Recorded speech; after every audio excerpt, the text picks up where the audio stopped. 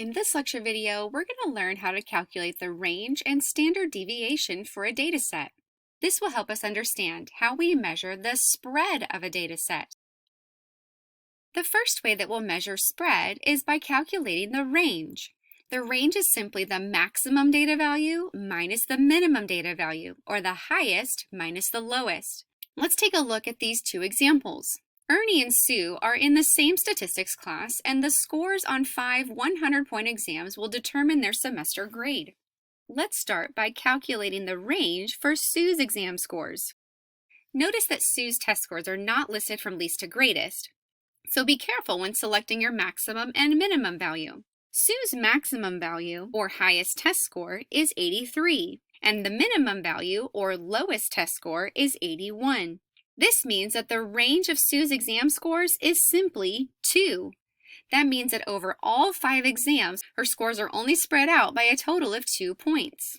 Ernie, on the other hand, has a maximum, or highest test score, of 99, and a minimum value, or lowest test score, of 59. So the range for Ernie's exam scores is 40 points. That means that Ernie's exam scores are spread out over a span of 40 points. It's interesting to note the average or mean score for Sue and Ernie.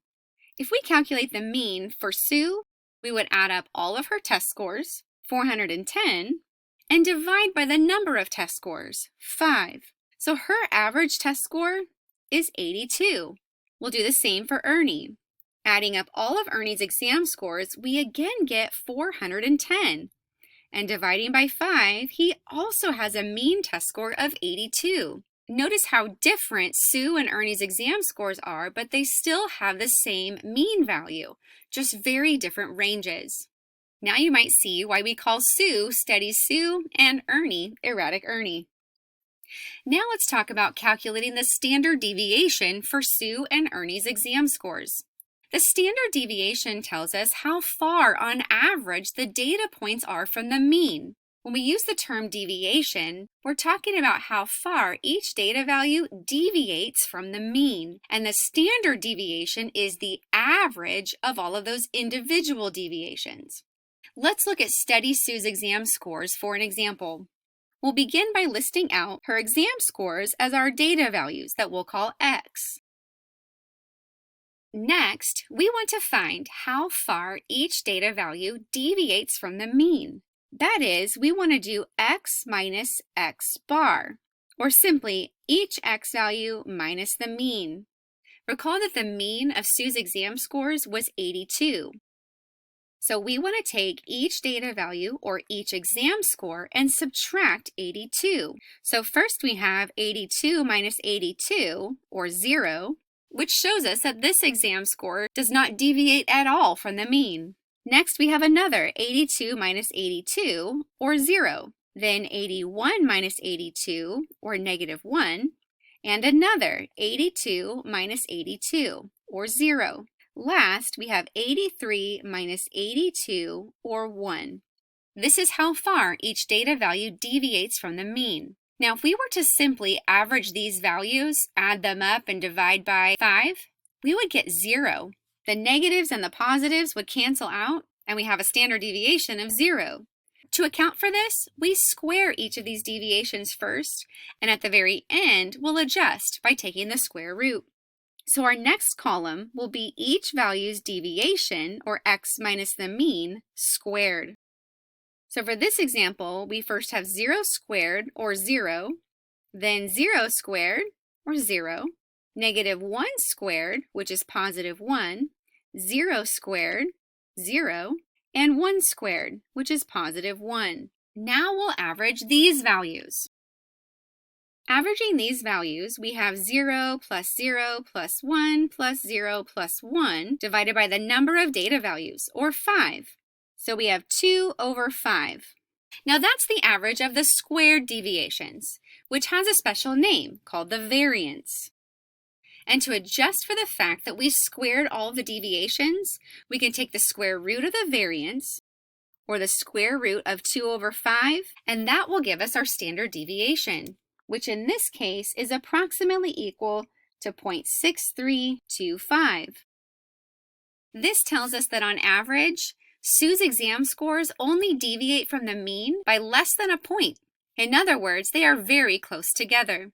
Let's follow these same steps and calculate the standard deviation for Ernie's exam scores. For Ernie, we start with the 5 data values of 59, 73, 82, 97, and 99. Ernie actually had the same mean as Sue, 82. So we start by taking each of these data values and subtracting 82. So we have 59 minus 82, or negative 23, and 73 minus 82, which is negative 9. Next, we have 82 minus 82, which is 0, and 97 minus 82, which is 15. Finally, we have 99 minus 82, or positive 17. Notice again that if we were to just simply average these deviations, we would get 0, because the negatives and positives would cancel each other out.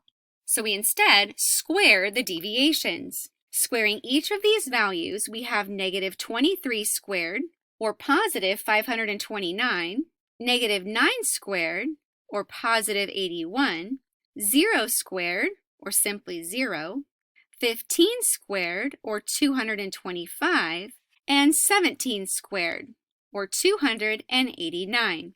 Now these are the values we will average, which will first give us the variance and lead us to the standard deviation. Averaging these 5 values, we first add them up and then divide by the number of data values, which in this case is 5.